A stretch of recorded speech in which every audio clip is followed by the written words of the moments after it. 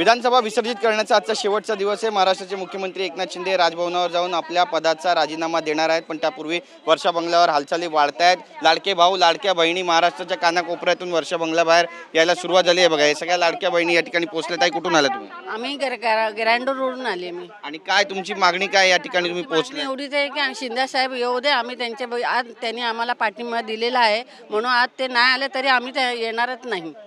कुठून आलात ताई तुम्ही? हम साइंस से आए हैं। काय मागणी काय तुमची? शिंदे साहब सीएम बन के आना चाहिए।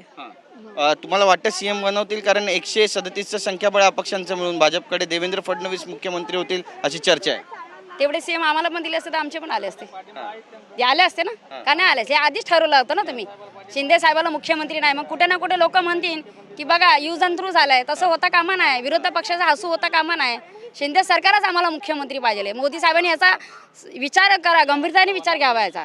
आणि मुख्यमंत्री साहेब म्हणून आम्हाला श्री एकनाथ शिंदेच पाहिजे। लाडक्या बहिणी, आता लाडक्या बहिणीला पैसे पाहिजे नाहीत, आम्ही घेणार नाही पैसे, आणि येणाऱ्या 5 वर्षानंतर जो सीटा आल्या ना त्या पण येणार नाही।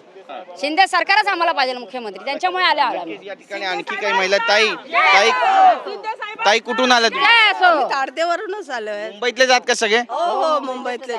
मला वाटतं एकनाथ शिंदे तुम्हाला भेटतील? हो, आम्हाला नकोच आहे, कारण ते आम्ही जर मत मांडलंय ना ते ठामपणे मांडले। भले आम्ही संख्येने कमी असू आता महिला, पण आम्हाला असं वाटतं की शिंदे साहेबच आमचे मुख्यमंत्री व्हायला। पण मुख्यमंत्र्यांनी रात्री ट्विट केलं, म्हणाले की वर्षा बंगल्याबाहेर कुणी येऊ नका, काही प्रदर्शन शक्ती प्रदर्शन करू नका। पण असो, पण आमचं मत त्यांच्या पाठीचे येतं। उशिरा मिळाला तरी पण आम्ही त्यांच्या पाठीशी उभे आहोत, हेच आमचं लास्ट आणि शेवटचं सांगणं आहे।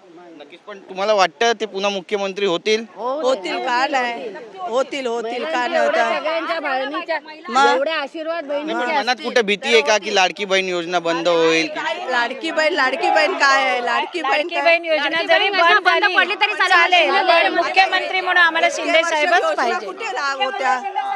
मुख्यमंत्री शिंदे साहेबच हा आमचा ठाम मत आहे। स्वभाव गुण आवडला तुम्हाला जास्त मुख्यमंत्री? शांत स्वभाव नाही, दिवस रात्र मेहनत केली त्यांनी, ते आमच्या डोळ्यासमोर राहिलं, आणि त्या उद्देशानेच आम्ही सांगतो की मुख्यमंत्री म्हणून एकनाथ शिंदे साहेबच पाहिजे। नक्कीच आपण पाहतोय या ठिकाणी आता घोषणाबाजीला सुद्धा सुरुवात झालेली आहे। लाडके भाऊ सुद्धा या ठिकाणी पोहोचलेले आहेत। कुठून आलात तुम्ही? जालना घनसावंगी विधानसभा मतदारसंघातून आलो। अच्छा, पण या ठिकाणी का घोषणाबाजी करताय तुम्ही? काय मागणी? शिंदे साहेब मुख्यमंत्री व्हा म्हणून एक आम्हाला याच्यातून बोललो आम्ही, असं याच्यातून नाही बोललो। आज तर मुख्यमंत्री राजीनामा देणारे, आज शेवटचा दिवस आहे। वेळ आहे आणखीन, 100% शिंदे साहेबच मुख्यमंत्री होतील। आणि जर नाही झाले तर देवेंद्र फडणवीस झाले तर स्वीकार करणार नाही? लाडक्या बहिणी नाराज होत्या।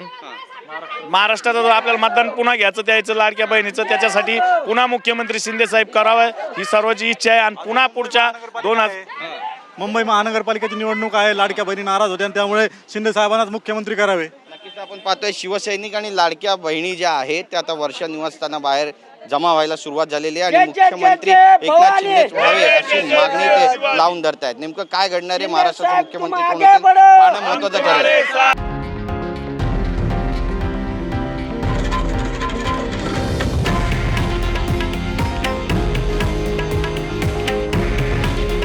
हे आहे देशातील नंबर 1 न्यूज नेटवर्क, आणि आपण पाहत आहात TV9 मराठी।